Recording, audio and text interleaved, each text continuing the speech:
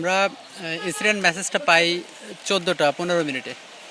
আমরা ইনসিডেন্ট স্পটে পৌঁছাই হচ্ছে 14টা 20-এ স্পটে পৌঁছার পর আমাদের 4টা ইউনিটে টোটাল 47 জন ভিকটিমকে রেস্কিউ করে ফার্স্ট এইড দিয়ে আমরা নওগাঁ সদর হসপিটাল সহ আমরা হসপিটালাইজ করেছি।